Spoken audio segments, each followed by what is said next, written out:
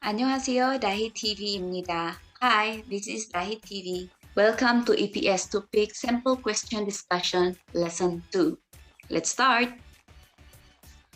Okay, so ito yung direction, guys. 다음 그림을 보고 맞는 단어나 문장을 고르십시오. So, look at the picture below and choose the correct word or sentence. Yan yung ibig sabihin niyan. So, dao means next. 그림을, it means picture. 보고, look, 맞는 is correct, appropriate. 단어 means word, and 문장 is sentence. 고르십시오, it means to select or you select, you choose. Okay? So, diretso tayo sa pang number 11. Kasi ito yung continuation sa last video ko. Okay, so ito ay isang hat sa atin, di po ba? Cap. So number 1, ano nakalagay is angyong.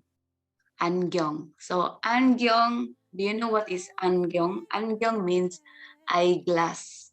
Okay? So eyeglass siya, so hindi yan ang tamang sagot.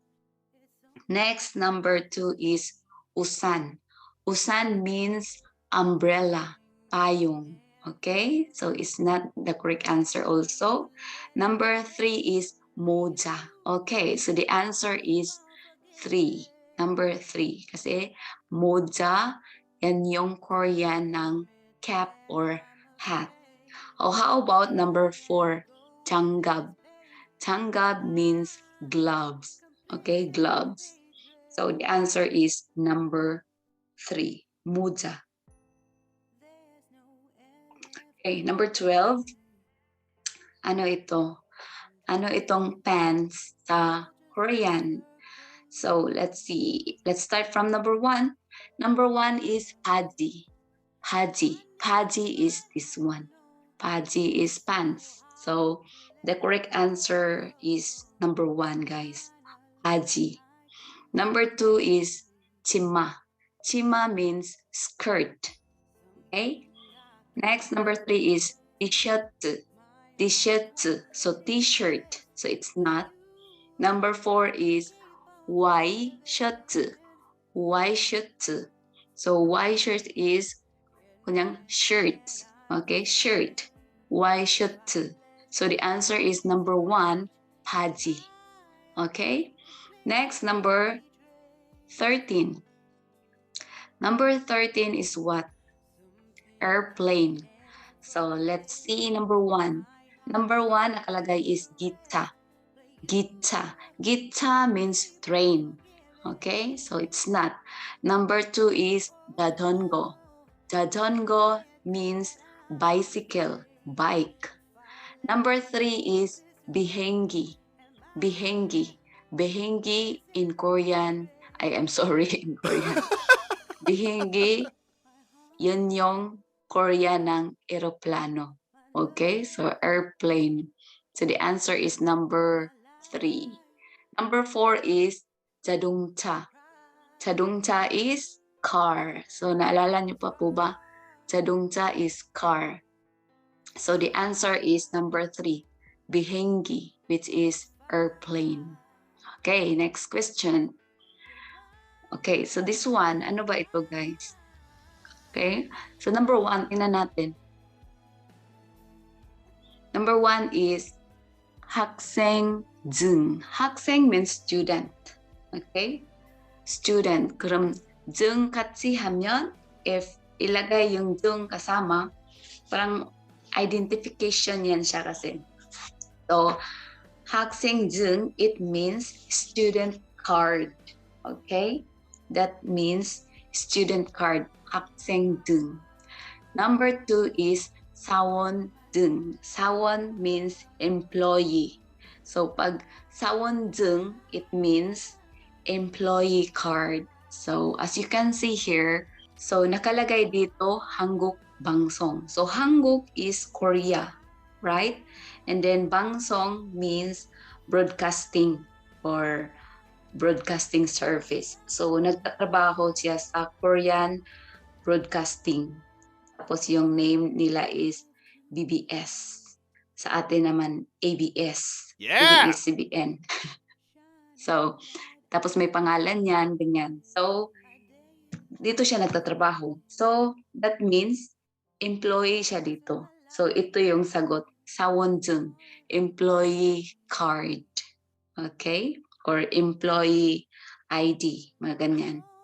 So, next, number 3 is 운전면허증. 운전면허증. 운전면허증이는 that means driver's license. 운전, from the word 운전 means drive. The driver's license is 운전면허증 in Korean. Next, number 4 is 건강보험증. 건강 means health. 보험 means insurance. So 건강보험증, it means health insurance card.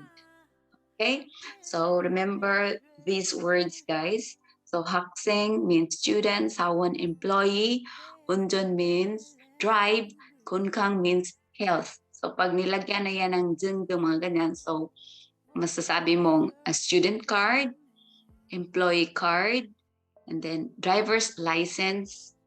Okay, next is 건강보험증, which is health insurance card sa atin. So the answer is number 2. Okay, so let's go to number 15. Okay, so number 15 is what? Electric fan. So electric fan in Korean is paru-paru number 1. The answer is number 1. 선풍기.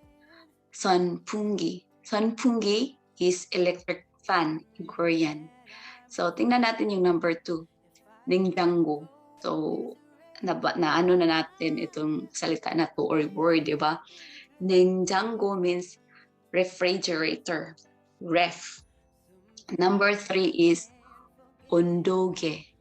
온도계 means thermometer. Okay, 온도계. And number 4 is 청소기. 청소 means clean. 청소기 means cleaner or vacuum cleaner. Okay, so the correct answer is number 1, 선풍기. Okay, next, number 16. So ano ito, guys? Diba papel na may mga nakasulat? So ano yan? So tingnan natin yung sagot. Pagpipilian. So number 1, ang sagot is nandyan na agad yung sagot, guys. Number 1 is 수첩. 수첩 is reminder book or pocket book. So the answer is number 1. Okay. So number 2 is kabang. Kabang means bag. So number 3 is 사진. 사진 means picture. Okay. 사진 means picture. Number 4 is 거울. 거울 means mirror. Salamin, mirror. So 거울. The answer is number 1, 수첩. Okay. So next number is 17. So ano yan, guys? Diba, orasan. So orasan, clock in Korean. What is that? Tingnan natin number 1. Number 1 is dalyok. Can you remember dalyok? Dalyok means calendar. Okay, so dalyok. Number 2 is 시계.